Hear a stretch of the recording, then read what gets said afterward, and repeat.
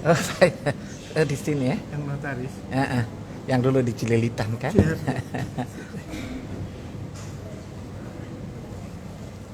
Ustaz juga ngisi di notaris juga kan, yang apa itu NMI ya. Notaris. Dulu sih. Tapi sudah nggak lagi sih. Saya sering ikut itu YouTube Ustaz waktu ngisi streaming. Siap, Alhamdulillah. tinggal di mana? Ya, Sekarang masih di Rawamangun. masih di Rawamang, di Balai Pustaka. Pondoknya jadi sudah. Masih dalam proses pembebasan. Masih. Rencana berapa? Ya 10 sampai 15 hektar lah. Sudah dapat.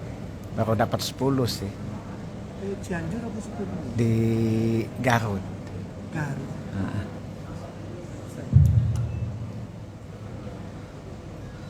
Udah bisa dimulai ya. Bapak-bapak dari tadi nunggunya ya. Maaf tadi di itu macet di Pondok Gede udah Waringin ya. Ada apa gitu pembongkaran jalan atau rame.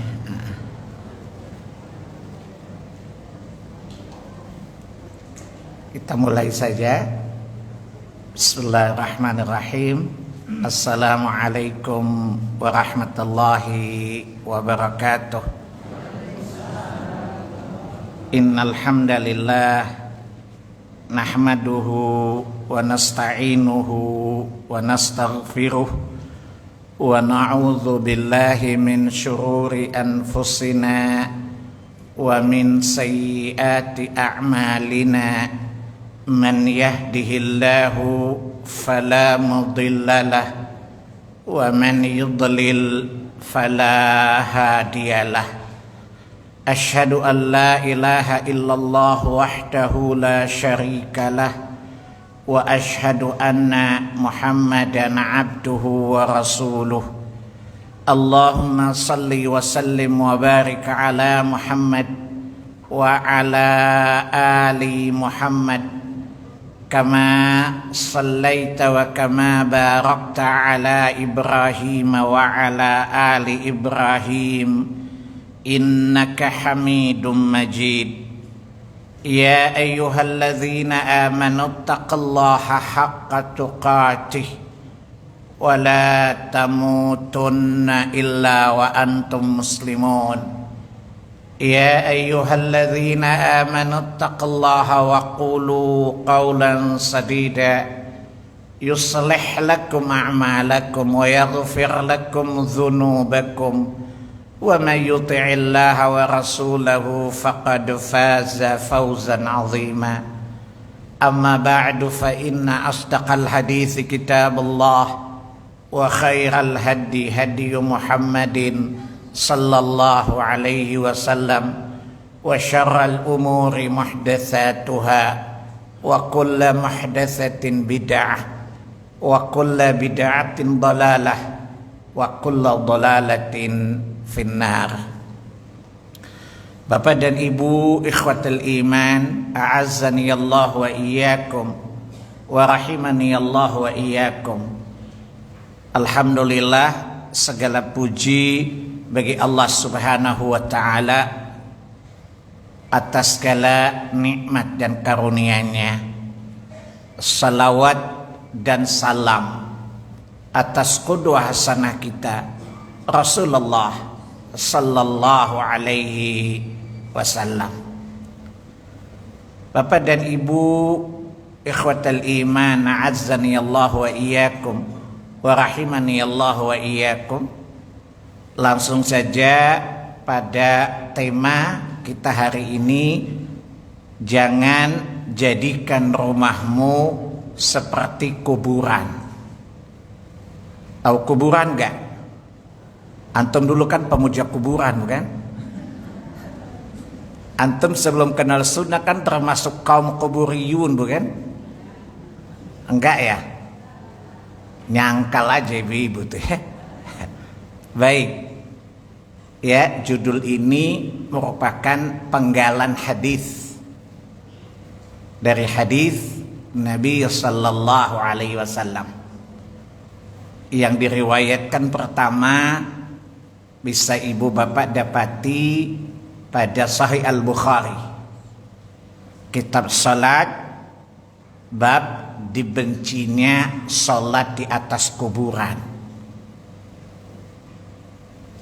Kemudian bisa dilihat dalam Sahih Muslim, salat musafir dan qasar, ya, bab, ya, sunnahnya salat nafilah di rumah. Kemudian bisa dilihat dalam Sunan Abi Daud, kitab salat, bab seseorang yang salat nafilah di rumahnya. Lafaz hadisnya adalah An Ibni Umar radhiyallahu anhu qala, ya qala Rasulullah sallallahu alaihi wasallam, ij'alu fi buyutikum min salatikum wa la tattakhidhuha qubura. Dari Abdullah bin Umar, semoga Allah meridai keduanya, dari Rasulullah sallallahu alaihi wasallam, beliau bersabda, ij'alu fi buyutikum min salatikum, kerjakanlah sebagian solat-solat kalian di rumah-rumah kalian. Maksudnya solat sunnah. Kemudian kata Nabi, wala tattakhidhuha qubura, dan jangan kalian jadikan rumah-rumah kalian itu seperti kuburan. Ini lafadznya khusus tapi maknanya umum. Yang kita ambil pelajaran, jangan sampai rumah kita seperti kuburan. Anu tahu apa terjadi di kubur? Orang di kubur itu tidak bisa menerima dakwah, tidak bisa didakwahi, tidak bisa diajari. Sebagaimana Allah katakan di Quran surat 35 Fatir ayat 22. Di akhir ayat itu Allah katakan, innaka la tusmi'u man fil qubur, dan sungguh engkau tidak akan bisa membuat orang yang dikubur mendengarkan apa yang kamu ucapkan. Jadi alangkah tololnya orang-orang yang berdoa di kuburan, alangkah begonya orang-orang yang berdoa di kuburan. Kata Allah apa? Innaka la tusmi'u man fil qubur, kamu tidak bisa menjadikan orang yang dikubur itu mendengar. Di lain riwayat, innaka la tusmi'ul mauta, dan kamu tidak bisa menjadikan orang yang mati itu mendengar. Maka sekali lagi, bangsa yang paling goblok, bangsa yang menganjungkan kuburan, berdoa di sana, ya, padahal orang yang dikubur tidak mendengarkan apa yang dia ucapkan. Tapi apa kata iblis? Lanjutkan, bersama kita bisa go to hell, gitu loh. Maka orang suka bertanya, kenapa kalau orang berdoa di kuburan kok khusyuk ya? Adapun di masjid nggak khusyuk? Jawabannya apa? Bukan hening. Emang itu kan namanya strategi iblis kan? Semakin orang menyimpang, iblis membuat dia tenang dengan penimpangannya. Lihat surat 15, surat Al-Hijr ayat 39. Qala, iblis berkata, Rabbi bima aghwaytani la uzainannahum fil ard wa la ughwiyannahum ajma'in. Ya, iblis berkata, hei itu Allah, karena aku telah dinyatakan sesat olehmu, aku akan menghiasi manusia itu sehingga memandang keburukan itu seperti kebaikan. Makanya kalau orang berdoa di kuburan khusyuk, apa kata iblis? Lu gue banget gitu loh. Lanjutkan, bersama kita bisa. Tenang aja bro, lanjutkan. Jadi iblis membuat orang itu merasa nyaman dengan kebidaahannya. Dia memandang, kan baik, apa salahnya sih? Ini kan ibu-ibu Bekasi banget kan gayanya. Kan baik, apa salahnya sih? Apa kata iblis? Itu hadisnya tadi. Itu dalilnya tadi. Ketika dia mengatakan, apa kata iblis? Ya, baik. Yang kedua apa? Orang dikubur itu merupakan awal dari kebahagiaan dan kesengsaraan. Imam Al-Bukhari dalam kitab Janazah, bab, ya, kitab Sahih Bukhari, kitab Janazah, bab jangan berangan-angan ingin mati. Jangan berharap cepat koit ya. Tahu koit nggak? Modar. Ya. Kata Nabi, jangan kalian berangan-angan segera mati. Karena sesungguhnya ketika kalian berada di kubur, Allah memperlihatkan bagi setiap penghuni neraka tempatnya di neraka kelak, dan calon penghuni surga diperlihatkan surganya setiap pagi dan sore. Hal ini sejalan dengan surat 40, surat Al-Ghafir ayat yang ke-46. Yu'radun, kata Allah, dan kepada orang kafir, ya, Fir'aun dan orang-orang kafir, diperlihatkan kepada mereka neraka pagi dan petang. Yang ketiga apa, Bu? Orang dikubur itu pengen tetap dikubur atau pengen kembali ke dunia, Bu? Kembali. Mau ngapain dia? Mau jadi politisi? Mau calon wali kota? Enggak. Ya, mau jadi caleg. Caleg itu calon E dan gue. Tidak. Dia pengen apa, Bu? Dia pengen apa, Bu? Ini pengalaman apa pengetahuan, Bu? Kalau pengalaman, ibu kan belum koi. Jadi kalau ibu bilang pengalaman, ya bohong lah, itu hoax. Kalau ibu bilang pengetahuan, dalilnya apa, Bu? Kata ibu-ibu, itu masalahnya, Ustaz. Karena ibu-ibu di Pondok Gede ini jawabannya mantap, tapi tidak bertanggung jawab atas jawabannya. Bisa jawab, tapi tidak bertanggung jawab atas jawabannya. Dia tentu pengen apa? Kembali untuk apa? Berbuat baik. Ingin beramal dan menjadi orang lebih saleh. Hanya saja keinginannya tidak dipenuhi.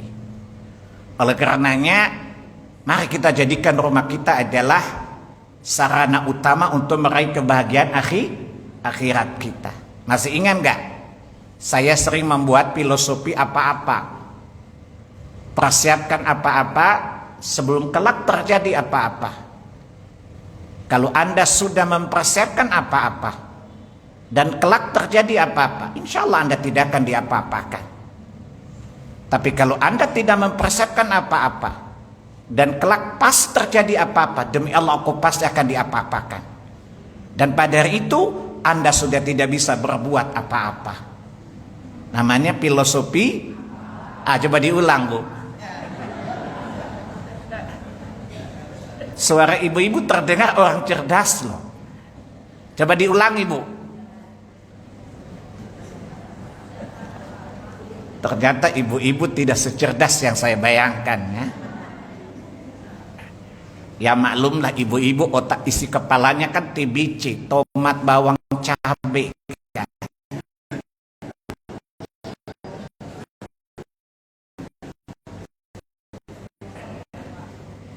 Coba misalnya kita praktekkan masak langsung nyantol deh. Ya, tapi kalau ngajar ilmu sering ibu-ibu catatannya rapih, ingatannya rapuh. Ya, catatannya rapi tapi ingatannya rapuh. Bagus catatannya tapi tidak bagus ingatannya. Ya, baik. Ada 3 pelajaran minimal kita rubah rumah kita menjadi tidak seperti kuburan. Tadi orang dikubur tidak bisa menerima dakwah. Tidak bisa diajarkan agama. Di sana yang ditanya urusan agama bukan. Faham? Di sana hanya butuh jawaban. Dan persiapan jawaban itu dimulai dari mana? Di rumah. Pertama, kita jadikan rumah kita sebagai pusat dakwah dalam memahami agama. Lihat surat 30, surat Ar-Rum, ayat 43. Fa'aqim wajhaka lid-dinil qayyim min qabli an ya'tiya yawmun la maradda lahu min Allah yawma idzi yasadda'un. Maka hadapkanlah wajahmu kepada agama yang lurus. Min qabli an ya'tiyakum yawmun la maradda lahu min Allah. Sebelum datang suatu hari dari Rabb kalian yang tidak dapat kalian tolak. Bisa ditolak nggak kematian itu? Bisa negosiasi nggak, Bu? Nggak bisa. Ya. Dan kematian pasti akan datang menjumpai kita di mana saja kita berada. Apa kata Allah di Quran surat 4 An-Nisa ayat 78? Aina ma takunu yudrikumul mautu walau kuntum fi burujim musyayyadah. Di mana saja kalian berada, kematian pasti akan datang menjumpai kalian. Walaupun kalian berlindung di balik benteng-benteng super kokoh. Dan malaikat tidak bisa diajak negosiasi. Ya, misalnya ibu katakan, Kak, bisa nggak nego? Apa kata malaikat? Gue bukan jaksanya loh. Tahu jaksa nggak? JAKSA, jika Anda kebingungan sogok aku. Enggak. Gue bukan kayak hakim loh. HAKIM, hubungi aku kalau ingin menang. Keputusan Tuhanmu bukan KUHP. Kasih uang habis perkara. Kekurangan uang hukumannya penjara, enggak. Saya ini malaikat, la ya'sunallaha ma amarahum, tidak pernah bermaksiat atas perintah Allah. Wa naf'alu ma yu'maru, kami selalu menjalankan apa yang diperintahkan. Maka tidak dapat ditolak kematian itu. Ya, yauma idzi yasadda'un, dan pada hari itu mereka manusia itu terpisah-pisah. Secinta apapun Anda pada pasangan Anda, mau nggak dikubur bersama? Enggak kan? Apa yang Anda katakan? Selamat jalan sayang. Ya, silakan Anda menikmati nasibku dikubur dan aku melanjutkan hidupku. Yauma idzi yasadda'un, mereka akan terpisah-pisah. Sebelum datang hari itu kata Allah, aqim wajhaka lid-din, hadapkan wajahmu kepada agama. Berarti agama adalah sesuatu hal yang paling mendasar yang mesti kita lakukan menghadapi kematian sebelum kita masuk kubur. Di kubur kita ditanya soal agama bukan? Antum gak ditanya Pancasila, enggak. Makanya kalau orang mengatakan Pancasila harga mati, yes, tapi enggak dibawa mati loh. Faham? Yang dibawa mati adalah agamamu. Karena malaikat ketika tidak mungkin malaikat tanya Pancasila, enggak mungkin. Anda baca Pancasila, kata malaikat, muka lu yang pancagila, tahu enggak loh? Maka hadapkanlah wajah kita kepada agama. Apakah? Coba lihat di surat berapa? 3 Ali Imran 203. Rabbana ighfir lana dzunubana wa kaffir 'anna sayiatina wa tawaffana ma'al abrar. Kalimat wa tawaffana ma'al abrar. Wahai Rabb kami, matikan kami sebagai orang-orang yang baik. Betul? Atau antum lihat doanya Nabi Allah Yusuf alaihissalatu wassalam. Di surat 12, surah Yusuf ayat 101. Apa kata Nabi Yusuf di antara doanya? Tawaffani muslima wa alhiqni bis salihin. Matikan aku sebagai seorang muslim dan himpun aku bersama orang-orang yang saleh. Berarti agama menjadi dominan sebagai bekal terbaik menghadap akhirat, kematian. Orang yang bagus agamanya selama di kuburnya nanti. Di kubur tidak ada lagi kesempatan memperbaiki agama. Tidak ada kesempatan memperbaiki diri. Maka jangan jadikan rumah seperti kuburan. Berarti apa? Di rumahlah kita memperbaiki diri kita menjadi lebih baik, menyongsong kematian. Wa tawaffana ma'al abrar, agar aku dimatikan bersama dengan orang-orang yang baik. Dan apa kata Nabi? Untuk menjadi orang baik harus faham agama. Imam Al-Bukhari dalam sahihnya kitab Al-Ilmu, bab keutamaan orang berilmu. Apa kata Nabi? May yuridillahu bihi khairan yufaqihu fiddin. Barang siapa yang Allah menghendaki dia baik, maka Allah jadikan dia faham terhadap agamanya. Maka jadikan rumah kita apa? Pusat, markas untuk memahami agama. Saya tanya sama antum, kesalian itu dibangun di awal dari mana? Dari rumah atau masjid? Ibu, dari rumah ya? Udah, saya percaya aja deh, sebab saya yakin gak punya dalil dia.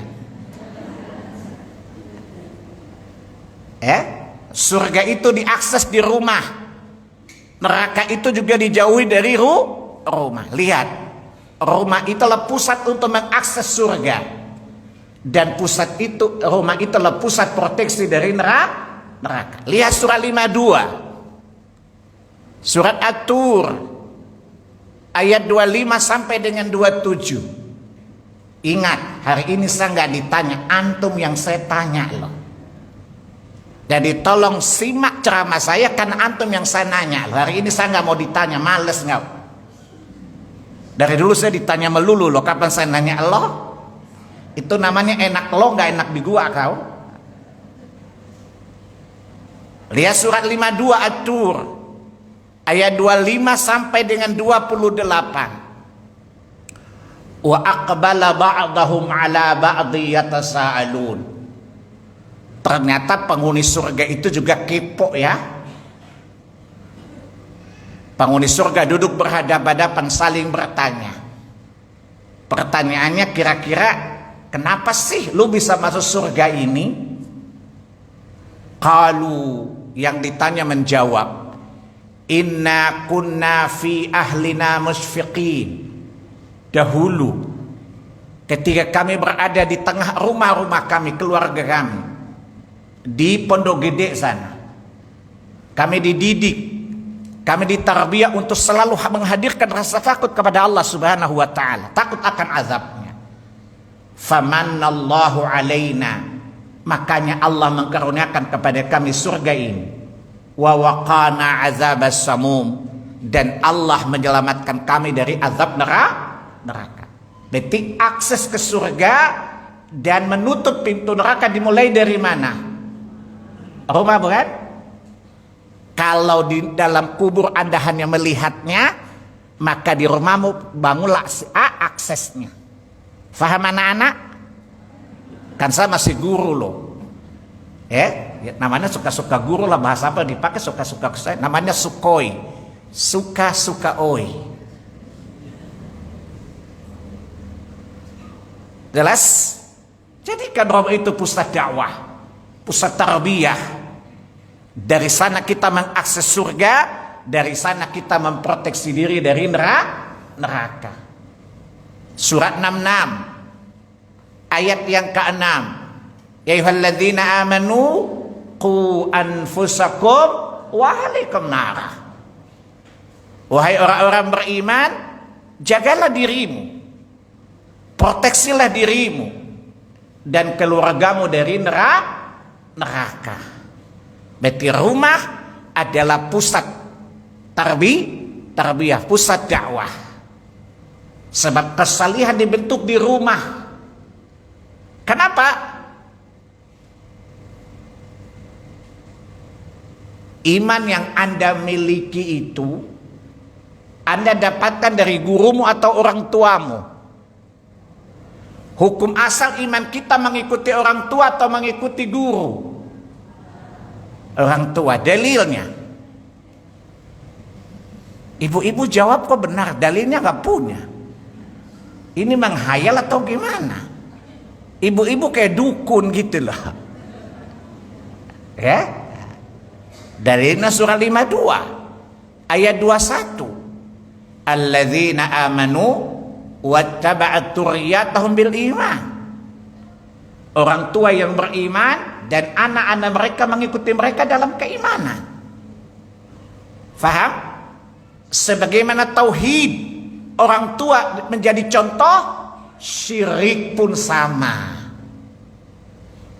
Kita ini awalnya tidak mengenal iman kecuali lewat orang tua, bukan? Begitu juga syirik. Syirik itu kan warisan nenek moyang, bukan? Namanya kearifan lokal, padahal kejahilan lokal, bukan?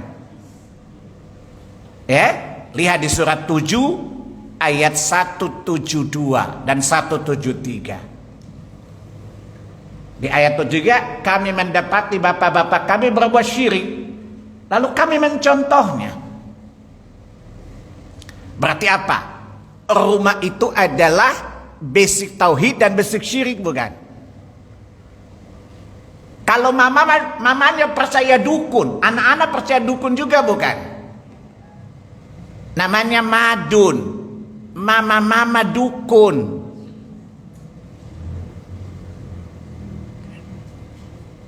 Maka rumah itu dijadikan pusat dakwah, pusat tarbiyah.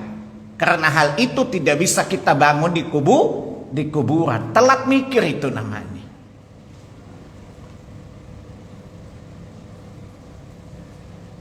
Sebab kesalihan bukan di masjid.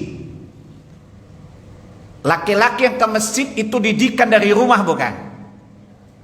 Betul? Kalau dididik baik di rumahnya, insya Allah ke masjid juga dia baik. Tapi kalau hasil didikannya buruk dari rumah, dimanapun dia berada, yang namanya juga lalat. Kalau mental lalat, dimanapun tetap lalat, bukan? Begitu juga dengan tawon. Dimanapun dia hidup pasti bersih tawonnya itu. Maka jadikan rumah itu mendidik anak kita seperti tawon. Jangan mendidik anak kita seperti lalat. Contoh logika lalat apa? Kita ngaji aja ambil yang baik-baiknya. Sok pintar loh. Ya, kayak bisa bedakan mana baik mana buruk aja punya ilmu. Ya, itu namanya logika lalat namanya. Namanya Lola. Lola bukan loading lama, tapi logika lalat. Kakak kanan kiri oke. Ya, di tempat sampah hinggap, di teh manis juga hinggap. Itu lalat. Namanya generasi lalat. Gak boleh. Yang kita ciptakan generasi tawon, Gatot. Ya, generasi tawon yang tangguh. Apa kata Nabi sebuah hadits yang sahih? Matsalul mu'mini kamatsalin nahlah. Perumpamaan orang mukmin itu seperti tawon. Apa sifat tawon? In akalat thayyibah. Jika dia makan yang baik-baik. Betul? Wa in wada'at thayyibah. Jika dia lahirkan, yang dia lahirkan baik-baik semuanya. Wa in waqat ala udil lam takrih. Kalau dia hinggap di dahan, dia bikin rumah, maka bertahanlah dahan itu panjang umurnya. Itulah generasi tawon. Generasi yang memiliki izzah harga diri, memiliki iman yang kokoh, tidak lebay seperti pemuda-pemuda di Bekasi, lu lebay, enggak. Dan itu semuanya dibangun di rumah, pusat dakwah rumah itu. Dan itu tidak mungkin ada di kuburan. Tadi orang kubur tidak mendengarkan lagi kebenaran, tidak mendengarkan nasihat tadi. Ya, kata Allah tadi apa? Innaka la tusmi'ul mauta. Innaka la tusmi'u man fil kubur. Kamu tidak bisa bikin orang yang telah mati mendengarkan apa yang kamu inginkan. Dan kamu tidak bisa menjadikan orang di kubur mendengarkan nasihat darimu. Ayat ini berkenaan dengan dakwah. Kata Nabi, orang dalam maksud ayat tadi, orang yang hatinya keras seperti orang di dalam kubur. Nggak bisa didakwahi ya Muhammad.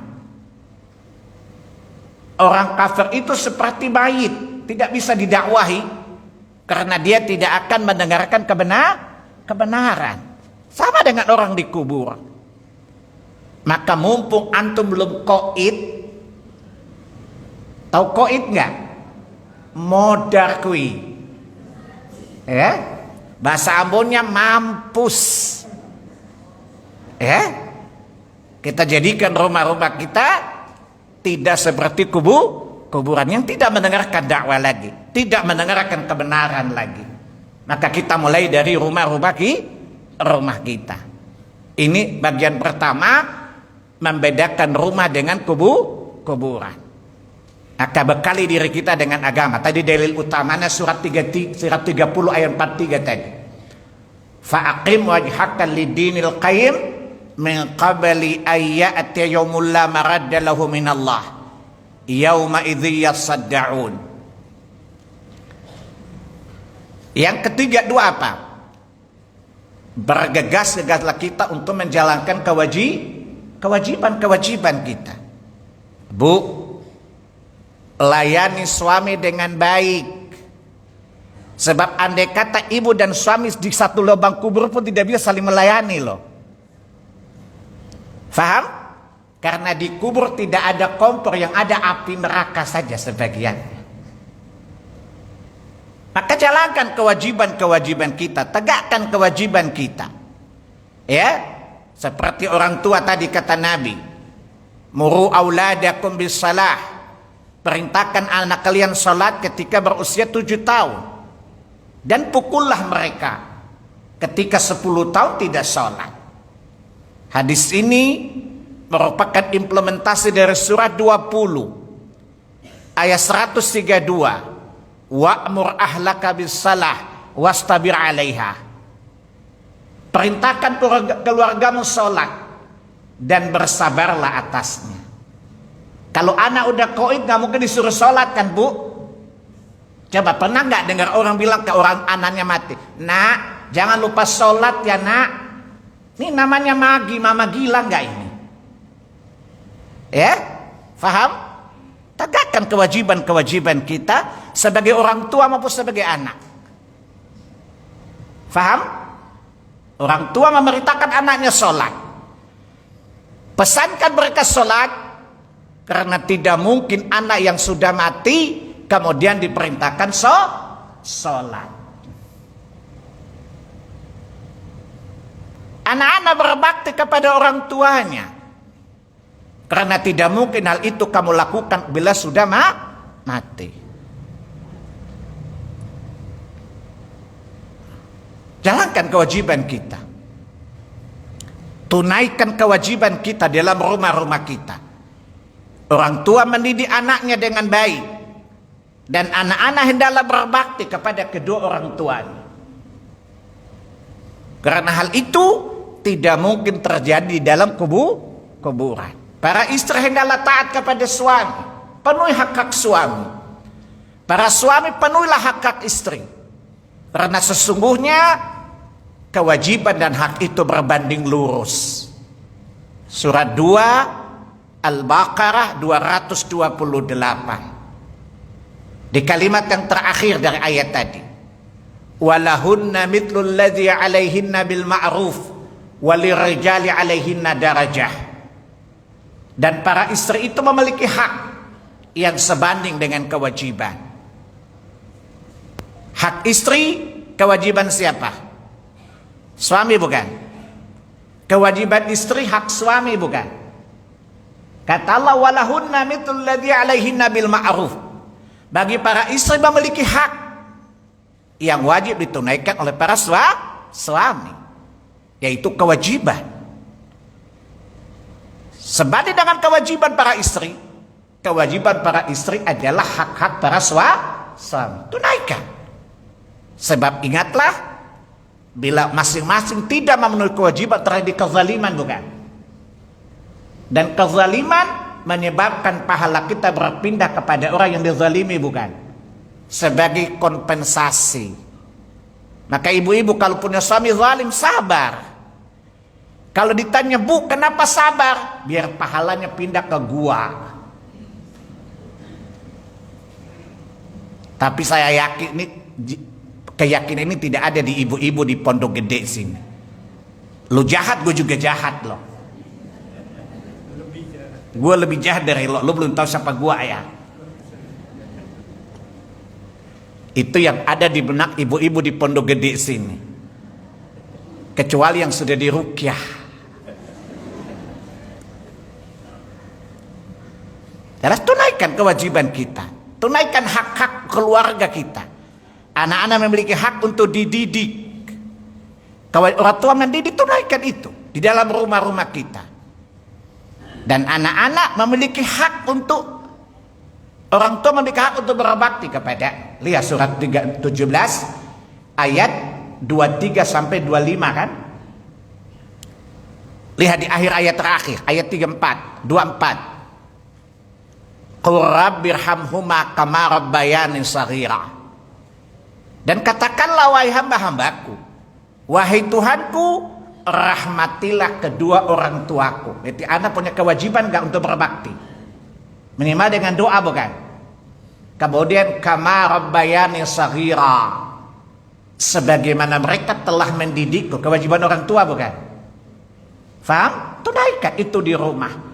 Sebab dua ini tidak mungkin dikerjakan setelah qaid. Itu namanya telmi, telat mikir namanya.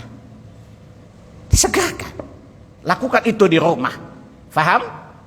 Jadi pertama adalah membekali diri dengan agama, dengan dakwah, karena tidak mungkin itu kita katakan kepada orang telah mati tadi. Orang yang mati tidak mendengar dakwah. Orang yang telah mati tidak bisa menerima nasihat. Semua harapan itu terputus. Maka berusahalah semasa di rumah kita masing-masing. Yang kedua, tunaikan kewajiban. Orang tua kepada anak, anak kepada orang tua. Suami kepada istri, istri kepada suami. Supaya saat kematian datang itu tidak ada beban masa lalu. Biasa orang terbelenggu dengan beban masa lalu, bukan? Dosa-dosa masa lalu yang menjadi belenggu kita menuju Allah Jalla Jalaluh. Dan dosa yang sering kita perbuat adalah karena tidak menunaikan amanah. Suami adalah amanah bagi istri, istri amanah bagi suaminya, orang tua amanah bagi anaknya, anak itu amanah bagi orang tuanya. Tunaikan amanah. Karena dengan amanah salah satu sebab untuk meraih Firdaus. Surat 23 ayat yang ke-8.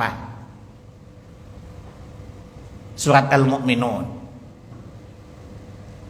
Tunaikan amanah-amanah Allah Jalla Jalaluh. Jangan khianat.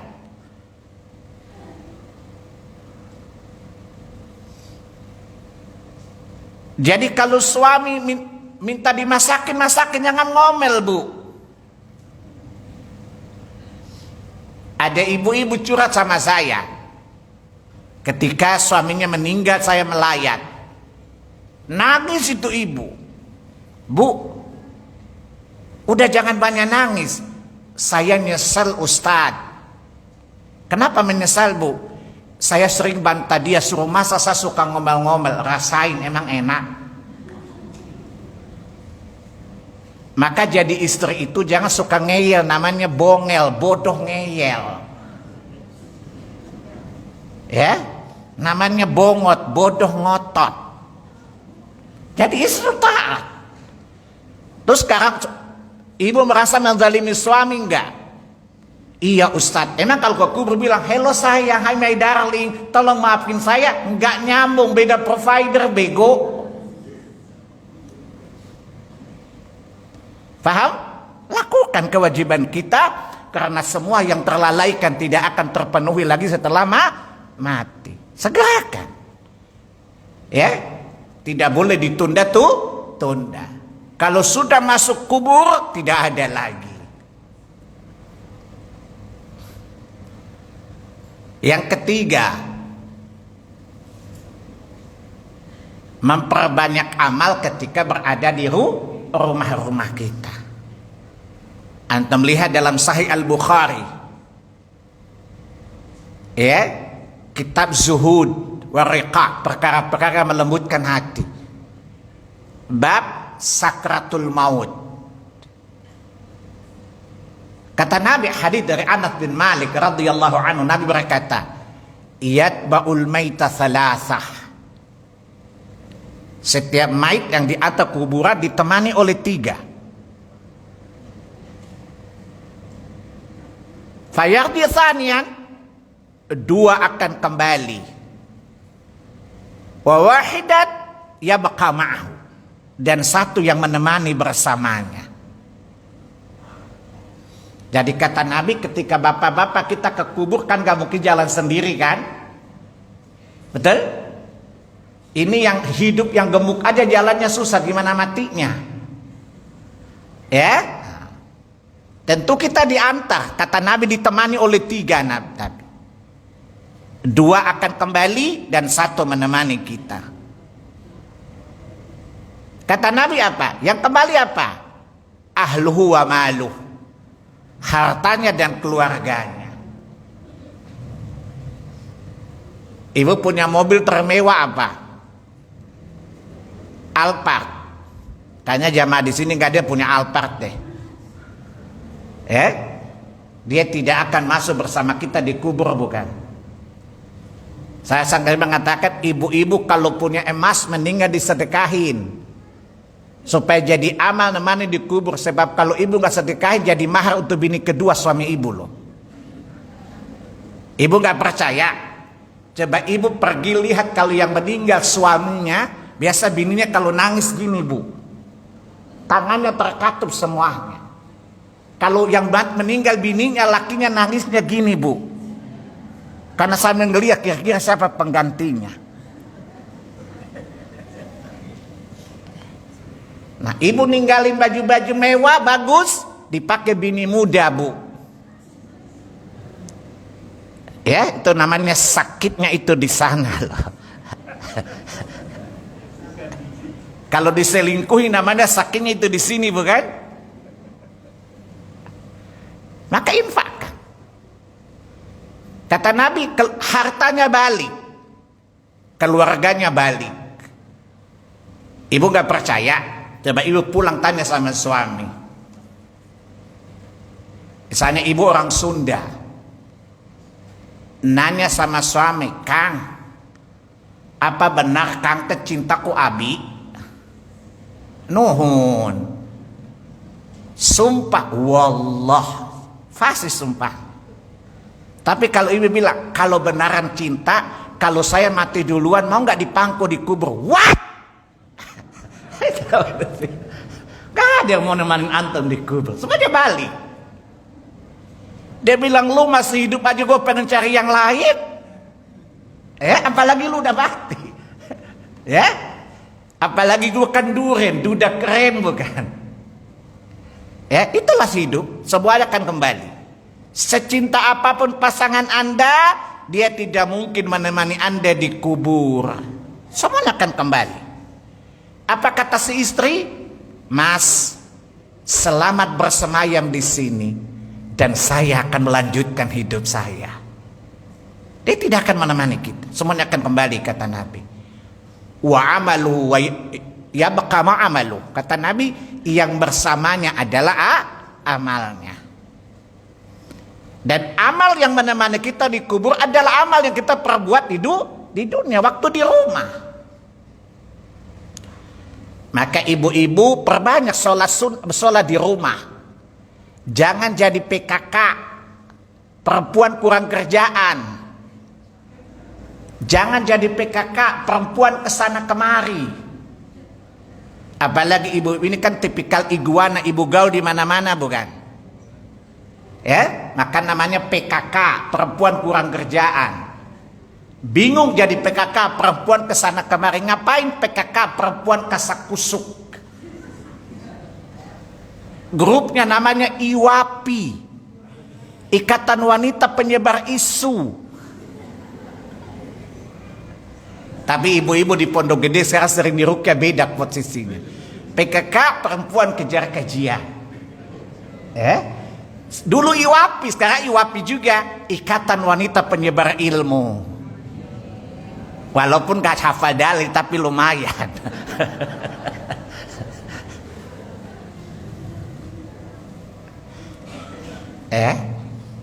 Segala kita beramal. Tadi saya katakan orang yang mati pengen kembali ke apa? Ingin beramal. Antum lihat di surat 63 ayat yang ke-10. Wa anfiqu mimma razaqnahum min qabli ay ya'tiya ahdakumul maut fayaqula rabbi laula akhartani ila ajalin qarib fa asaddaqa wa akum minas salihin. Cepatlah berinfak, cepatlah beramal. Sebelum datang kematian menemui salah seorang dari kalian. Lalu dia berkata, laula akhartani ila ajalin qarib. Ya Allah, andaikan aku dikasih waktu sebentar aja. Ibu-ibu kalau maksakan gitu modelnya kan? Sebentar aja. Fa asaddaqa, aku pasti bersedekah. Wa aku minas salihin, dan aku pasti berusaha menjadi orang salih. Hayalan tapi semangat enggak? Bersemangat dalam hayalan bukan? Menghayal tapi serius enggak? Apakah Allah menerimanya enggak? Apa kata Allah di Quran ayat yang sama, surat yang sama ayat 11? La yuakhirallahu nafsan idza jaa ajaluha. Sekali-kali ajalmu tidak akan dilambatin. Emang di situ TKW. Kalau sudah dikota minta diperpanjang, ya enggak lah. Faham? Maka segeralah kita beramal, jangan menunda-nunda amal. Lihat surat 23 surat Al-Mu'minun ayat 99 dan 100. Hatta idza hadara ahdahumul maut qala rabbirji'un. Dia malas beramal, asyik dalam kemaksiatan, asyik dalam kekufurannya, sampai kematian datang menemuinya. Faqala, dia berkata, kembalikan aku ke Pondok Gede ya Tuhan. La'alli amalu salihan fima taraktu, agar aku bisa berbuat kebaikan yang dulu aku abaikan. Dulu aku hadir arisan ini, arisan itu, arisan ini, arisan ini. Namanya iguana, ibu gaul di mana-mana. Aku nggak sempat beramal ya Allah. Please kembalikan aku ke bumi deh, ke dunia, agar aku bisa menunaikan kewajiban-kewajiban amal salih yang aku abaikan tadi. Apa kata Allah? Kalla, sekali-kali enggak. Innaha kalimatun waq, itu kan igawan lo. Emang lo pikir gua akan dengerin igawan lo? Enggak, kali lu, kali gua enggak. Dan Allah bilang apa? Ini barza, enggak usah ngomel. Lu tunggu sampai kelak gua bangkitin Allah. Ini contoh dalil orang dikubur itu menyesal kenapa dulu waktunya habis untuk poya-poya saja. Ya, anak muda merasa saya masih umur pasti kayaknya masih menghayal. Apalagi merasa gini Gen-Z kan? Gen-Z kan? Ya, lalu menghayal. Apa kata iblis? Apa kata iblis? Gue yang tahu kapan gue mati aja, gue nggak istirahat lo dalam nyesatin lo. Lo kagak tahu kapan mati, belagu lo.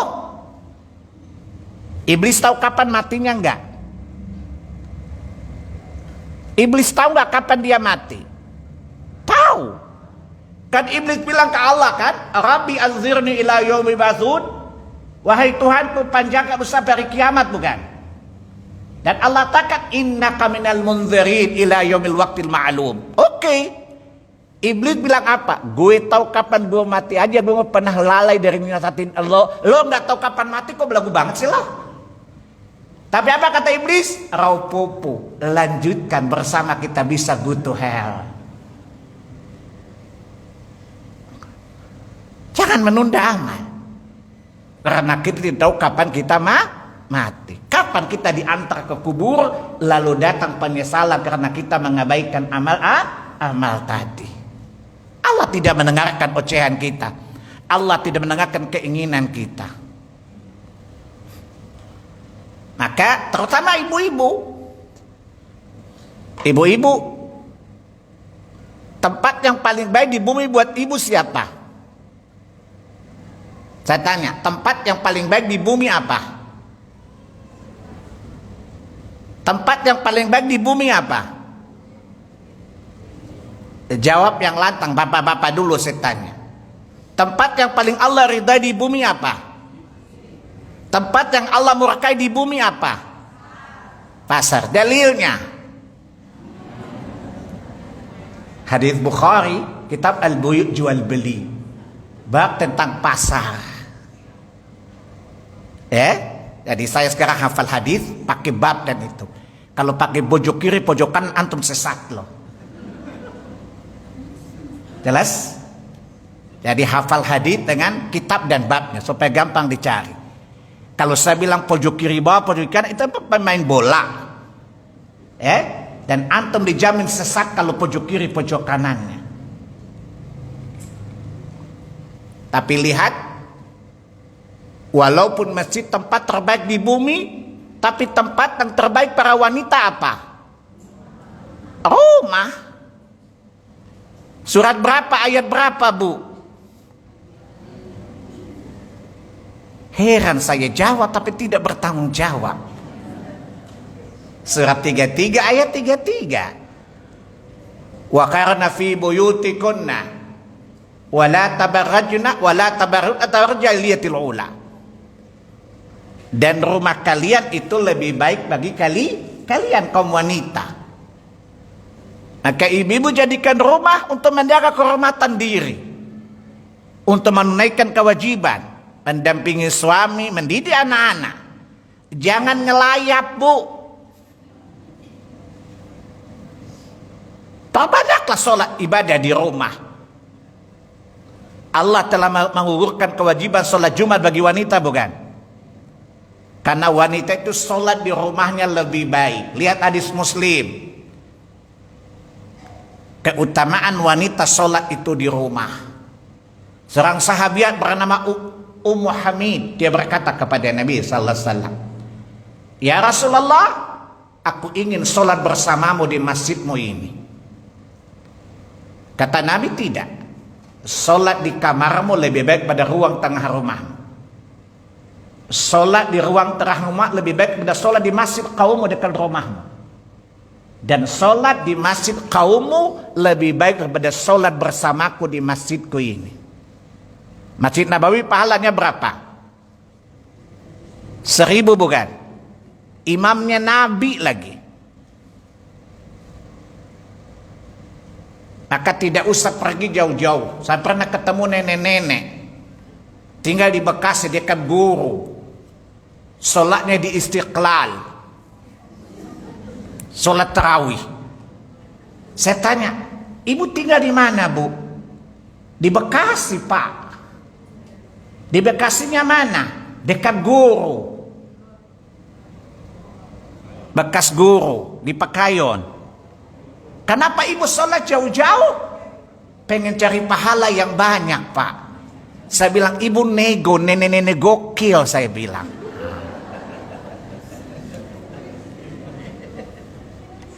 Ibu ini adalah wanita nego, nenek-nenek gokil gitu loh. Pakai cari pahala jauh-jauh perginya sampai ke Istiqlal. Ibu itu namanya NKK, nenek-nenek kurang kerjaan, saya bilang. Gak usah sholat di masjid yang terdekat, tetapi di rumah lebih baik. Maka tempat yang terbaik bagi para ibu adalah rumah. Sholat di rumah saja, tidak usah ke Al-Ikhlas, apalagi ke Istiqlal. Sholat kalau ada keperluan saja.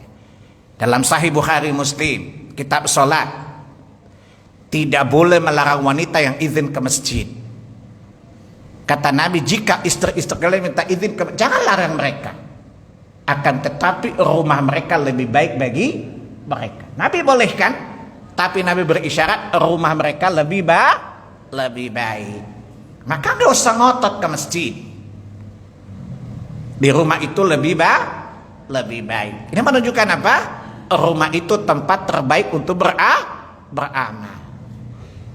Rumah tempat terbaik untuk meraih surga. Rumah tempat terbaik untuk menghambat diri dari neraka. Dan rumah adalah tempat terbaik mempersiapkan masa depan bernama akhirat. Karena pada hakikatnya kita itu PMA, pengumpul modal akhirat, pencari modal akhirat. Dan itu semuanya dilakukan di rumah. Saya kira cukup kajian kita hari ini, nggak usah banyak-banyak, cukup saja. Antum ini kan komputer tua, giganya kecil, loadingnya lama, gampang hang lagi.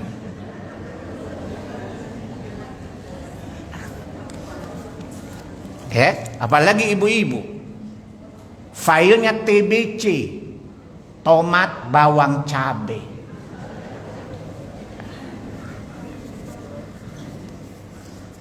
Makanya ibu-ibu kalau kajian stop tidak ada respon yang apa. Tapi kalau harga tomat naik langsung apa? Langsung galau bukan?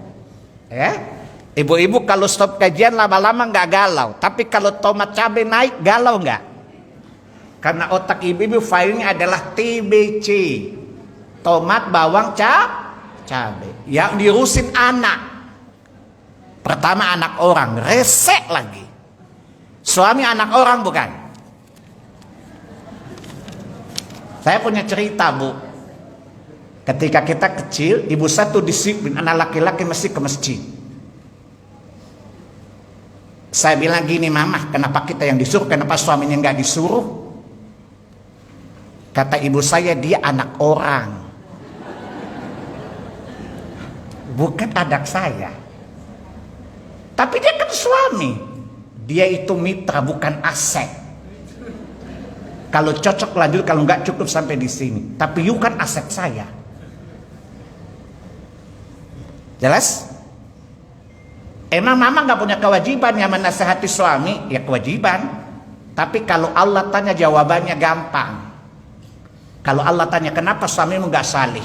Kata ibu saya, tanya aja orang tua yang ketemu modelnya udah begitu. Tapi kalau kamu tidak salih, Allah tanya sama saya, kenapa anakmu tidak salih? Apa jawaban saya, nak? Maka pergilah ke masjid supaya ibumu ringan tanggung jawab di akhirat. Kalau saya meninggal, bapakmu tidak mengingat saya lagi, dia nikah lagi, nak. Yang menjadi syafi pemberi syafaat untukku adalah engkau dengan izin Allah Subhanahu wa taala. Jadi suami itu anak orang, kamu itu anakku.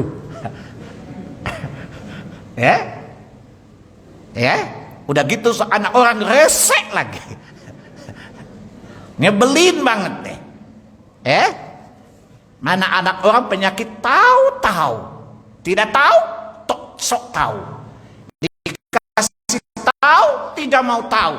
Diberitahu jawaban tahu. Nama suami tahu. Rese nggak, Bu? Pengen gampar nggak, Bu?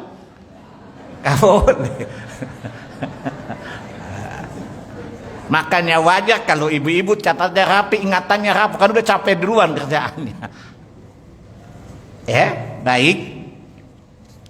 Tadi saya bilang saya mau nanya, tapi saya kasihan juga antum.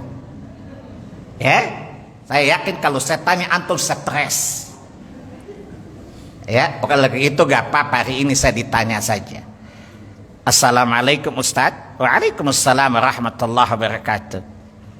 Seorang perempuan keluar rumah, kan tidak boleh memakai parfum.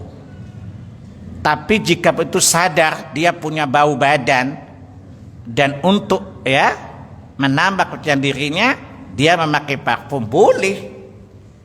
Kalau ibu-ibu bau ketiak, pakai obat penghilang bau ketiak, bukan minyak wangi. Kan ada deodoran yang tidak berbau. Kan masalahnya bau badan, bukan? Rajin minum beras kencur dengan rebusan sirih, insya Allah bau badannya hilang.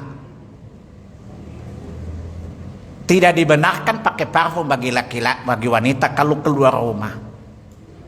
Kata Nabi, jika wanita keluar rumah, setan menghiasinya. Ibu-ibu itu bukan setan, tapi suka diperalat oleh setan, namanya persetan. Perempuan diperalat setan namanya. Namanya apa? Persetan, perempuan setan namanya. Ya, itu kata Nabi. Wanita itu baik-baik, tapi dia selalu jadikan setan sebagai ajang fitnah, memfitnah laki-laki. Oleh karenanya Allah dan Rasulnya menjaga wanita tidak jadi sumber fitnah. Salah satunya tidak memakai minyak wangi. Ya, pakailah obat yang menghilangkan bau badan atau meminimalisir bau badan, bukan minyak wangi. Siapa pakai parfum menambah lebih jelek baunya lagi. Ya.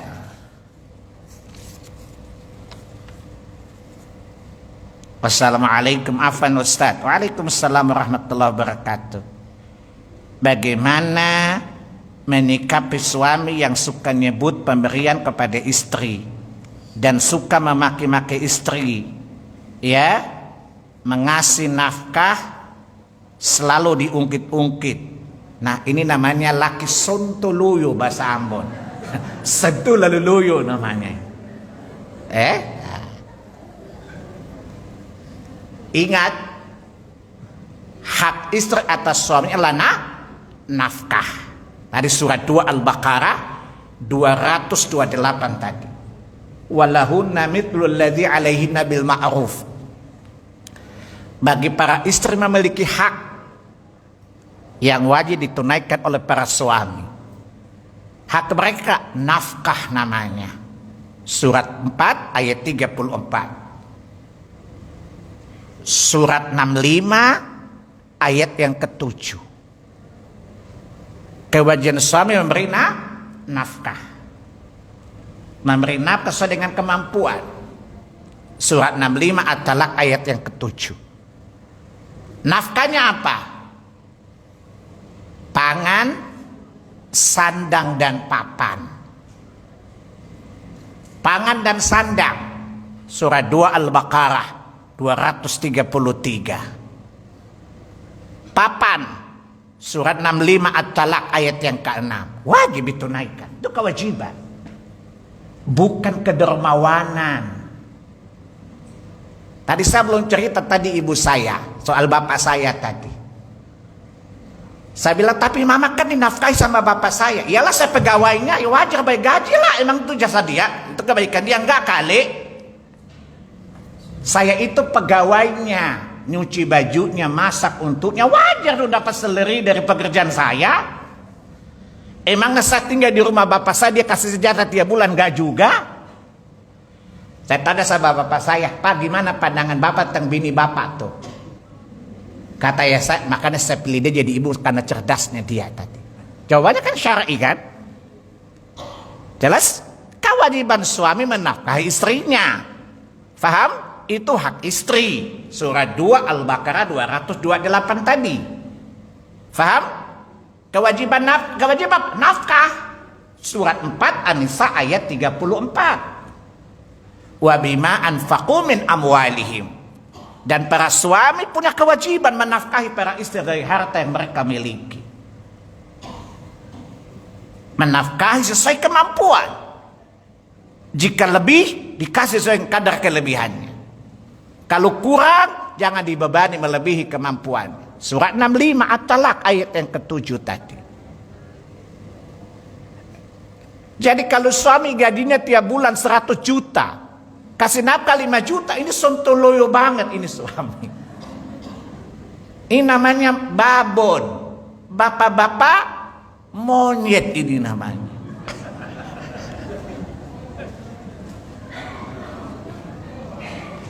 Namanya babon, bapak-bapak monyet ini namanya. Kalau ibu bu mamon, mama monyet namanya. Wajib. Nafkah itu adalah yang daruriyah 3 hal tadi. Pangan, sandang, papan. Tadi dari tentang sandang, pangan dan papan. Surat 2 Al-Baqarah 233. Ya, wa 'alal mauludi rizquhunna wa kiswatuhunna bil ma'ruf. Dan para suami hendaklah memberi makan dan pakaian yang layak untuk para istri mereka. Berarti pangan dan sandang bukan? Hadis Abu Daud, kata Nabi, hendaklah engkau beri makan istrimu apa yang kamu makan. Kalau bapak-bapak standar makannya adalah steak wagyu, istri juga sama steak wagyu juga, tenderloin. Jangan ikut gaya saya kalau makan beli wagyu tenderloin. Jangan ikut saya tampangnya borju. Saya kalau pakai baju mahal-mahal, nggak murah-murah. Batik minimal 3 juta paling murah.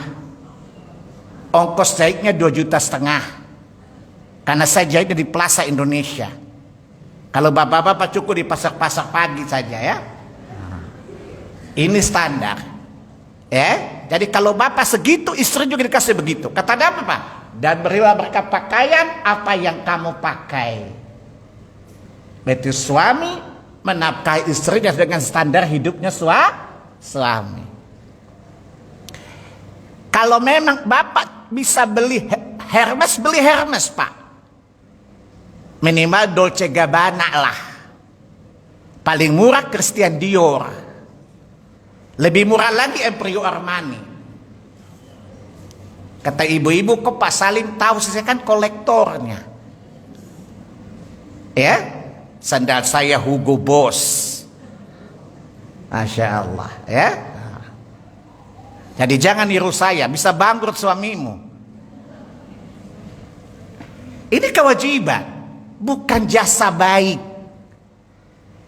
Ya, apalagi istri sudah mengabdi, bagaimana Anda mengungkitnya? Ini namanya suami yang oon. Namanya babon. Atau Samson, suami sangat oon.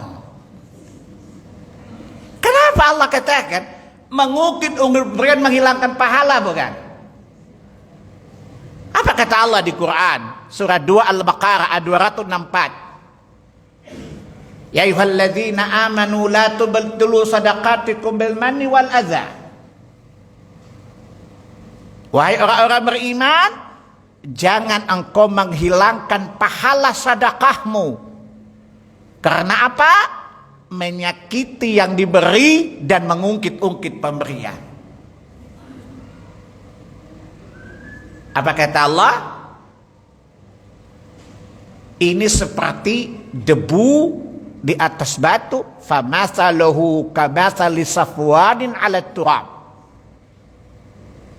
Seperti debu di atas batu yang licin tertimpa hujan, maka hilang, tidak ada bekasnya sama sekali. Sudah banting tulang sampai tulang lunak, dapat bini nggak dapat pahala lagi, yang ada masuk neraka. Sebab kata Nabi dalam hadits Ahmad, 3 orang yang tidak mencium bau surga. Salah satunya Al-Mannan, yang suka mengungkit-ungkit pemberian. Ini pemberian yang tidak ada kaitan dengan kewajiban loh. Kasih saja, mengungkit hilang pahala. Gimana Anda punya kewajiban diungkit lagi? Berarti ini namanya suami bodoh atau pintar ini? Sudah banting tulang sampai tulang lunak, menafkahi istri diungkit-ungkit, masuk neraka lagi. Itu namanya sudah jatuh tertimpa eskalator bukan? Bodoh ini lakinya. Ini namanya bodoh namanya. Maka jangan mengungkit-ungkit pemberian. Ini hati-hati kepada suami. Istri pertama bersabar. Karena kadangkala Allah membuat ujian itu melalui pasangan. Surat 25 Furqan ayat ke-20. Di kalimat yang terakhir, wa ja'alna ba'dukum li ba'din fitnah tasbirun. Dan Allah menjadikan kalian sebagian ujian bagi sebagian yang lain. Maukah kalian bersabar? Tidak apa-apa, Bu. Tapi nggak enak, Ustaz. Hidup ini 2 kemungkinan. Sengsara bawa nikmat atau nikmat bawa sengsara. Tidak apa-apa. Bersabarlah. Sebab Allah katakan di Quran surat 39 ayat yang ke-10 di kalimat yang terakhir, innama yuwaffas sabiruna ajrahum bighairi hisab. Dan sungguh kami berikan balasan kepada orang bersabar tidak ada batas akhirnya. Maka bersabarlah. Bagi ibu yang mendapat suami yang sontoloyo tadi, suami yang tidak sopan-sopan, tidak sabar. Yang kedua apa? Tetap bersikap baik kepadanya. Mudah-mudahan dengan kebaikan yang ibu hadirkan, dia berubah menjadi lebih baik. Ini terapi dari Allah bagi orang yang sabar. Kalau sudah sabar, sikapi dengan baik. Gak usah bilang, lu nakal sekali, gue 3 kali, faham loh. Apa kata iblis? Sikapi dengan baik. Kalau udah bersabar, berbuat baik kepada suami, tidak boleh berkurang. Surat 41, surat Fussilat, ayat 34 dan 35. La tastawil hasanatu wala sayyi'ah, idfa' billati hi ahsan. Tidak sama kebaikan dan keburukan.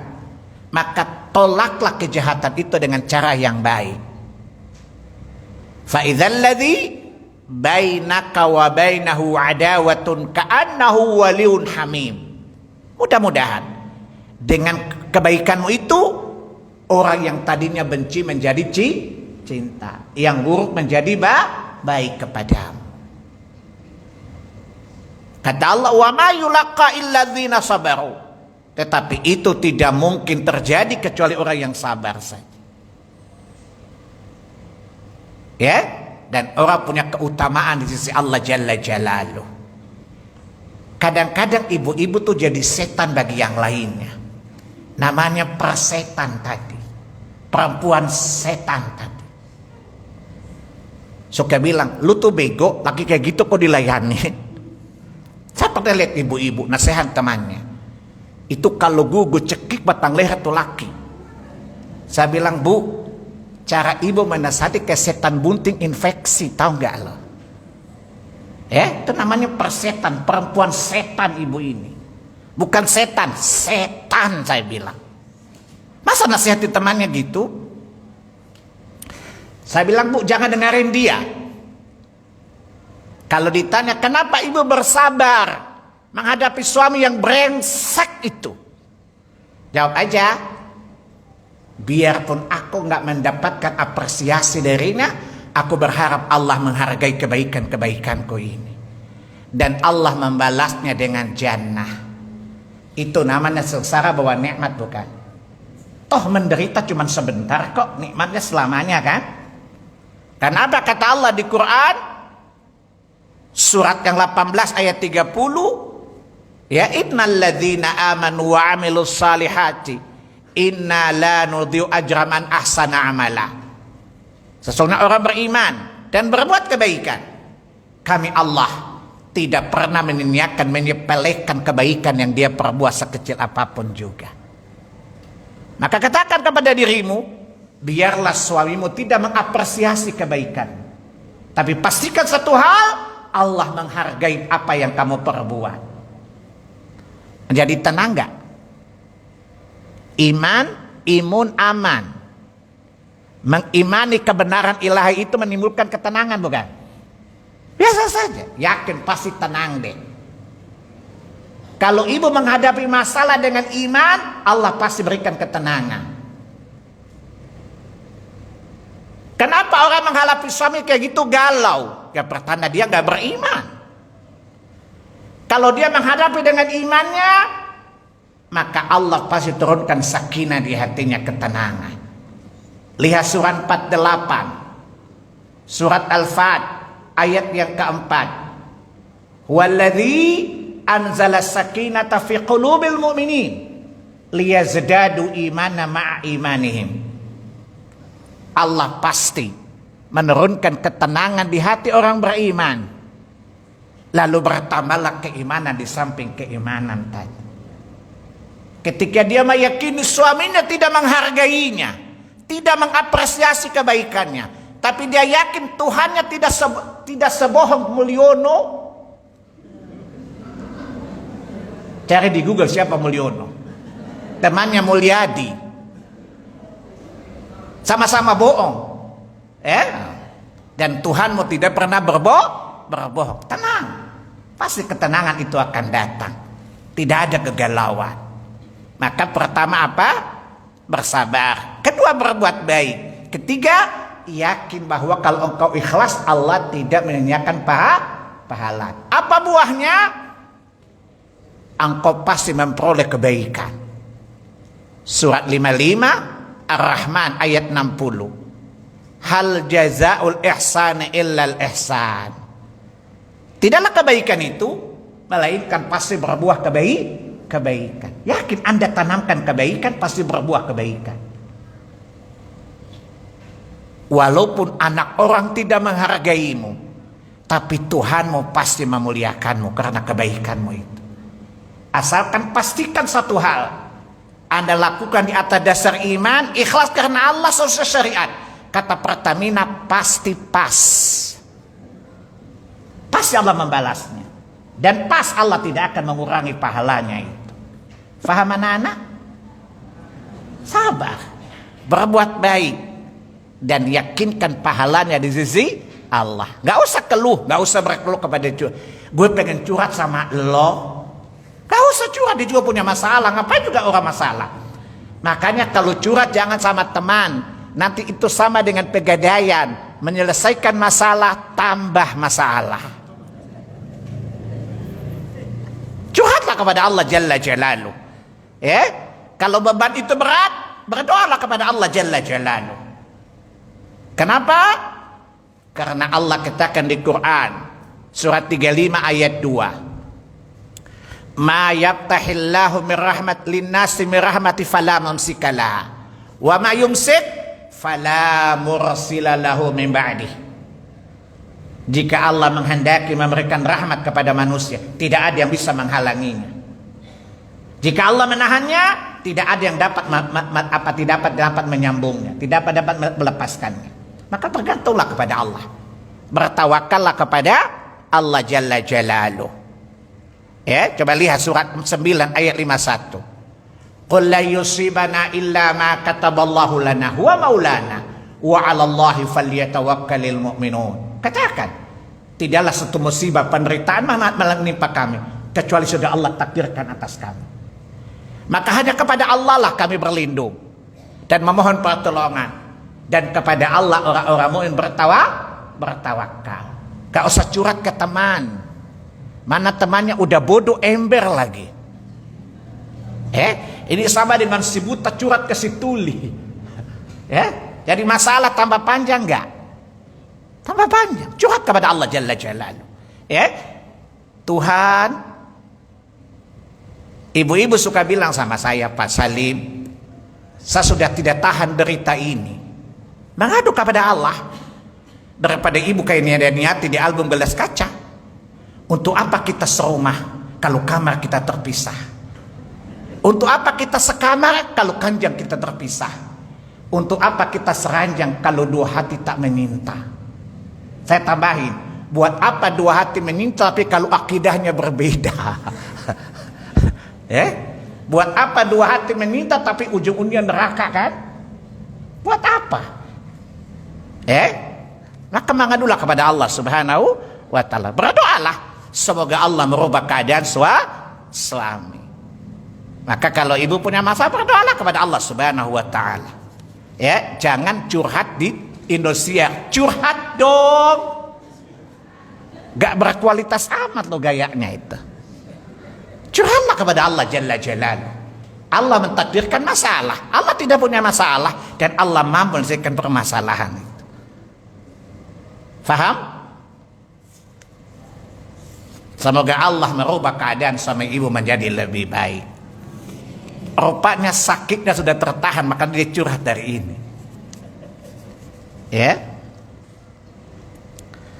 Ustadz, kalau pergi umrah tanpa mahram dan saya sudah sepuh uzur, boleh tidak?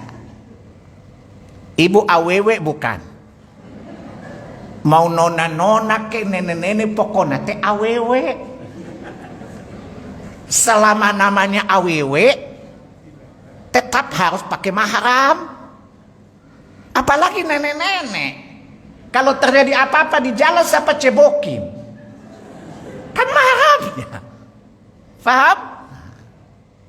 Hadisnya, wanita mana saja beriman kepada Allah dan hari akhirat tidak halal baginya. Kata Nabi, wanita mana saja beriman kepada Allah dan hari akhirat, wanita. Selama dia awewe, mau nenek-nenek ke nona-nona ke semuanya awewe, tetap disyaratkan adanya mahram. Saya sudah tua Ustaz, gak mungkin laki-laki tertarik pada saya. Jangan salah, ada nenek-nenek ganjen loh sekarang yang senang sama berondong. Ada banyak berita 70 tahun menikah dengan 17 tahun bukan? Banyak. Itu namanya nego, nenek-nenek gokil gitu loh. Banyak. Kadang-kadang nenek-nenek udah tua tapi dananya minta dinikahi. Ya udah nenek-nenek sasaknya ke sarang burung. Bibirnya kayak burung kakatua. Model baju kayak burung merak. Masya Allah. Ya, namanya Nelly, nenek-nenek lincah namanya. Tetap sekali lagi, mau tua ke, mau muda ke, pokoknya selama nanti awewe, pokoknya pakai mahram, kecuali awowo. Saya diprotes orang di Sukabumi. Ustadz, teh ayah atau awowo, yang ada mah awewe, ini tambah bahasa Sunda baru metin salim. Kalau perempuannya awewe, laki-laki awowo. Sebagai mereka cewek dan cowok. Ya, jadi kalau perempuannya awewe, laki-laki awowo. Ya, masukin saja kamus baru dalam bahasa Sunda. Ya, buatan orang Ambon. Ya, jelas ya. Sebab dalam kaidah agama, dalil yang mutlak tidak boleh dibatasi kemutlakan dengan dalil. Dan dalil mengatakan kecuali udah nenek-nenek. Tidak ada dalil membatasi kemutlakannya. Ya. Ini pertanyaan terakhir ya. Tapi ada satu tapi panjang sekali, Masya Allah, ke surat lamaran. Assalamualaikum warahmatullahi wabarakatuh. Waalaikumsalam warahmatullahi wabarakatuh. Ada sebagian orang yang sudah menyiapkan kain kafan dan dia juga memiliki kemampuan finansial, sudah membeli kafling kuburan di kota, di lokasi elit. Apakah ini dibolehkan? Tidak terlarang. Ya, tapi sekali lagi saya sarankan antum, gak usah mikirkan di mana Anda dikuburkan, tapi yang dipikirkan gimana nasib di balik kubur. Emang kalau ibu-ibu dikuburkan di San Diego Hills, malaikat gak datang nanya? Gak ngaruh, gak ngefek. Saya pernah punya murid di Tebet sana, nenek-nenek, anak-anaknya kayak kaya. Dia bilang ke ibunya, Mama, kita mau beli kuburan Mama di San Diego Hills. Kata mamanya, tunggu ambo nanya dulu guru ambo. Kata anaknya, Pak Salim ya. Apa-apa Pak Salim? Apa-apa Pak Salim? Anak-anaknya protes. Kata ibunya, diam lo, lu ngerti apa lo? Maka ibu-ibu telepon saya cerita, Bu, kalau ibu sudah mati itu urusan orang hidup, gak usah nanya dikubur di mana. Siapa tahu kita meninggal bencana bersama, gak ada yang dikuburin. Ya, yang ibu pikirkan bagaimana ibu di balik kubur digebukin apa enggak? Itu kan masalah penting bukan yang dipikirkan. Bukan di mana kita dikuburkan. Coba tanya sama anak ibu, berapa harga kaflingnya? Dia tanya sama anaknya, berapa harganya? 750 juta. Ambil uangnya Bu, ambil dari dia sekarang juga. Diambil. Ibu waktu itu di Tasik ada gempa, bangun masjid di sana. Ya, itu adalah bekal untuk kuburmu, Bu. Ibu dikuburkan dimanapun, itu menemani ibu dikubur teman yang baik tadi. Hanya sampai ibu meninggal tidak dibelikan kafling. Paham? Tidak terlarang. Tapi ngapain difikirkan sesuatu yang belum terjadi kan? Emang tahu mati di Jakarta, kalau pergi dinas di Papua mati sana ditangkap oleh KKB gimana? Ya, matinya di gunung sana, di Gunung Jaya Wijaya lagi. Jelas? Kan kita nggak tahu di mana kita mati, bukan? Apa kata Allah di Quran surat 31 ayat 34? Wa ma tadri nafsun bi ai ardin tamut. Tidak seorang pun yang tahu dengan pasti di bumi mana dia akan dimatikan. Nggak usah pastikan. Emang yakin kalau matinya di Jakarta? Nggak juga kan? Maka tidak usah mendahului takdir. Biasa saja. Pastikan nyaman dikubur. Saya punya teman orang kafir. Dulu saya kecil di Ambon, karena kami bertetangga dengan orang kafir, saya kadang-kadang iseng pergi ke kuburan. Pendetanya ngomong, telah berpulang ke rumah Bapak dengan damai. Pendetanya tetangga saya tanya, rumah Bapak di jalan apa? Kira-kira calling visanya berapa, calling callnya berapa bisa dihubungi? Orang kafir marah, kata pendetanya, jangan ladenin, kalian pusing menghadapi anak ini. Kenapa saya pendeta aja pusing, apalagi kalian nggak paham agama? Ini anak pintar luar biasa. Kamu jawab begini, dia balikin lagi. Saya yang tua aja pusing, gimana you yang nggak paham agama? Diam aja, nggak usah dengerin dia. Terus saya bilang, Om, dalam agama Islam gak ada yang ngerib, rest in peace, udah digebukin kok. Ya, dia bilang itu kan keyakinan Y, bukan keyakinan E. Mendingan Om percaya deh daripada nanti ngalamin. Saya bilang ini, Om, coba Om lihat deh, ketika Om lagi jalan, terus dikasih tahu, Pak jangan lewat situ ada longsor. Bapak pilih jalan lain, aman gak Pak? Om, Bapak nggak percaya, ternyata sampai di sana longsor, nggak bisa balik lagi. Mampus gak Om? Dia tanya maksud Abu, masuk Islam Om. Insya Allah aman. Dia bilang luar biasa nak. Dia tanya kenapa you kampanye Om? Kan sama-sama sales. Om sales domba sesat, kita sama-sama domba sesat Om. Ya, karena kita uji tanduk, sama tanduknya paling kuat. Kata dia, jangan layani anak ini, pusing kalian, stres kalau menghadapi dia. Saya aja pusing apalagi kalian. Kan dalam teologi Om, kan saya domba sesat. Dalam teologi saya Om juga sesat. Yuk sesama domba kita uji tanduk, saya paling kuat tanduknya. Ya, tapi karena hubungan kami baik, beliau anggap biasa-biasa saja. Ya, beliau bilang nggak apa-apa. Nah itu namanya debat ilmiah. Ya, jadi tidak usah difikirkan di mana kita dikuburkan. Yang kita pikirkan bagaimana kondisi kita setelah dikubur, diazab atau diamankan sama Allah Jalla Jalaluhu. Kalau Nabi saja mengatakan Allahumma inni a'udzubika min azabi jahannam min azabil qabr. Nabi gak mungkin diazab di kubur kan? Kalau Nabi saja khawatir diazab, apalagi Allah. Kan itu masalahnya. Ya, Nabi gak mungkin diazab bukan? Tapi Nabi khawatir terhadap azab kubur. Pertanyaannya, kalau Nabi aja khawatir, apalagi Allah. Ya, maka itu yang diprioritaskan di mana kita dikuburkan.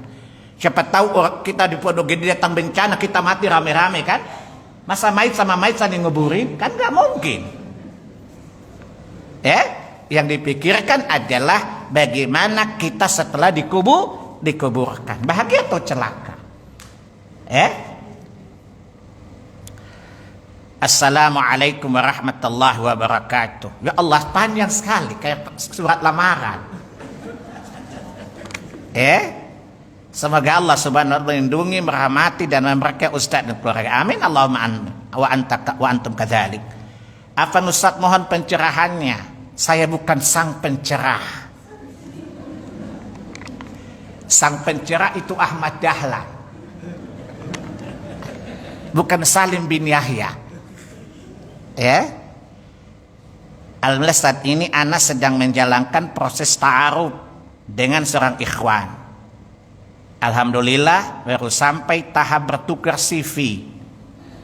Dan jika dari CV yang beliau lampirkan, alhamdulillah sebagian besar poinnya bagus. Akan tetapi masih ada hal yang mengganjal di hati ana dan ibu. Karena dia belum di CV-nya, kajian yang belum dengarkan adalah kajian yang disampaikan oleh para asatid ustadz sunnah. Akan tetapi setelah ana cari tahu, beliau kuliah, tinggal bekerja, mengajar dan berdakwah di lingkungan yang tidak bermandat salaf ustadz. Ya. Jadi manhaj beliau masih bercampur ustadz. Bagaimana jawabannya? Yang penting 80% sudah baik kan? Tidak masalah. Artinya dari ceritanya sudah lumayan bagus. Dia di ormas yang lebih dekat kepada sunnah. Artinya lebih mudah diajak. Tidak apa-apa. Terima saja lamarannya. Bukankah dalam psikologi Indonesia ada namanya DKI, suami DKI, suami di bawah kontrol istri. Mudah-mudahan istri bisa memberi hidayah menjadi penyebab suami dapat hidayah di atas sunnah. Yakinlah itu sarana dakwahnya. Ya, kata Nabi, siapa mendapatkan petunjuk Allah karena usahamu, kamu mendapatkan pahala sebanyak orang mendapatkan petunjuk dari Allah tadi. Ya, maka terima saja dari tulisan yang ada 80% dekat kepada sunnah. Tinggal 20 saja dibantu oleh istri. Bukankah dalam hadis, coba lihat dalam Sunan Ibnu Majah dan Abi Daud, kitab nikah, bab wanita-wanita yang layak jadi istri. Di Abu Daud wanita-wanita yang baik. Umar datang kepada Nabi bertanya tentang emas dan perak kami tidak punya. Harta apa yang paling baik yang kami miliki? Kata Nabi, harta terbaik seorang mukmin pertama, qalban syakiran, hati yang bersyukur. Yang kedua, lisanan zakira, memiliki lisan yang berzikir kepada Allah. Yang ketiga, istri yang baik. Nabi kasih tahu istri yang baik apa? Pertama, penampilannya menyenangkan matamu. Dandanannya di rumah oke. Tidak kayak kuntilanak habis beranak. Ada bini-bini Masya Allah, rambutnya awut-awutan. Dasarnya batik pasar Klewer yang 3.000. Masya Allah. Bau terasi lagi. Ya, gak enak dilihat. Kayak kuntilanak habis beranak lah kira-kira begitu. Tapi kalau ke pesta bikin suami orang gak tidur-tidur. Kalau di rumah pada pila aja bikin suami tidur, gak enak lihat mukanya, Masya Allah. Ya, kayak mak lampir lah begitu. Kalau di rumah. Tapi kalau ke pesta dandanannya Masya Allah, kayak Lady Gaga atau Jodie Foster. Ya, seperti itu. Ya, tidak kata Nabi. Penampilannya sangat membuat matamu teduh.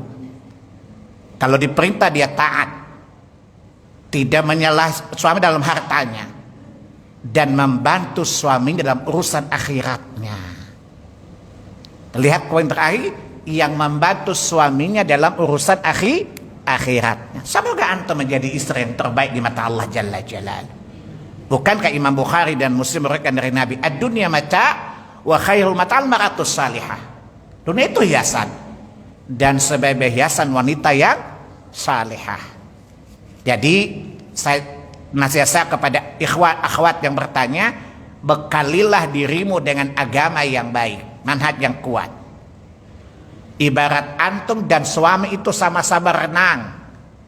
Kalau istri mahir renang, suami tenggelam, bisa diselamatkan enggak? Lah antum sendiri megap-megap, bagaimana nyelamatinnya? Dua-dua mampuslah.